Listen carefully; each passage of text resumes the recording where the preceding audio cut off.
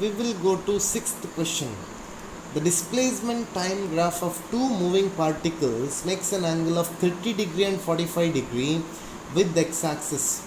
The ratio of their velocities. So they have given displacement time axis. This is now time and this is now displacement x.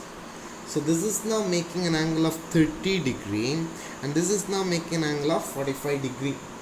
Slope of displacement time graph gives you velocity. So v1 divided by v2 is equal to tan theta 1 divided by tan theta 2. So which implies tan 30 divided by tan 45, which is equal to 1 by root 3. 1 by root 3 is option D is correct for sixth question. Option D is correct for sixth question. Seventh question, my dear students. A car moves from A to B with a speed of 30 km per hour and from B to A with a speed of 20 km per hour. What is the average speed of the car? We need to calculate average speed of the car. So let me consider S is now distance between 2 points. This is now A, this is now B. Time taken by the car to travel from A to B is T1 with speed v1. T2 is now time taken by the car to move in this particular direction with speed v2. I can write T1 is equal to S divided by v1 and T2 becomes equal to S divided by v2. So average velocity V average is equal to total distance, that is 2S divided by T1 plus T2. So which is now 2S divided by S by V1 plus S divided by V2. It is now 2V1 V2 divided by V1 plus V2. So they have given V1 value is with us, V2 value is with us now. So 2 into 30 into 20 divided by 30 plus 20, which is equal to 24 km per hour. 24 km per hour means option D is correct. Option D is correct. We will go to 8th question. We will go to 8th question. 8th question says that a body starts from rest and moves with constant acceleration for t seconds. It travels the distance x1 in first half of time, x2 in next half of time. Then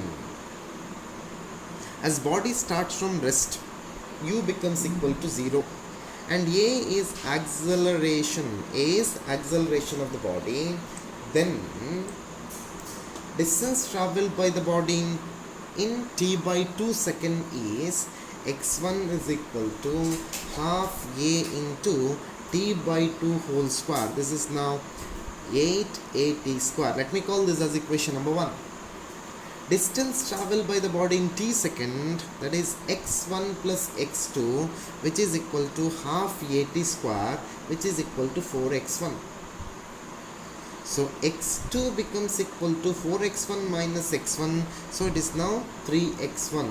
So x2 becomes now 3x1. x2 is equal to 3x1. So option A is correct for 8th question.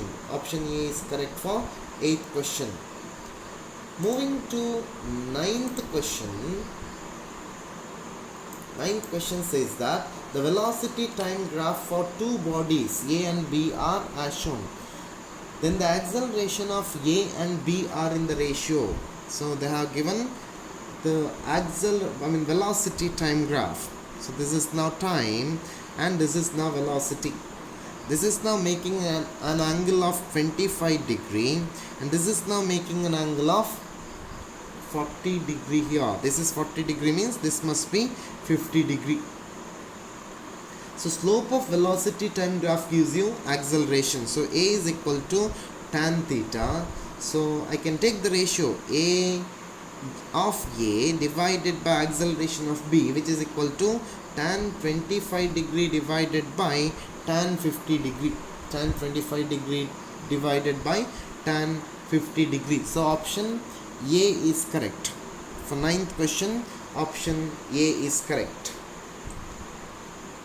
10th question. A body falls freely for 10 seconds.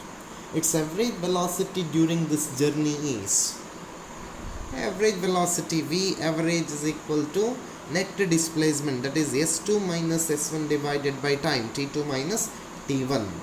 So here S1 is 0 meter.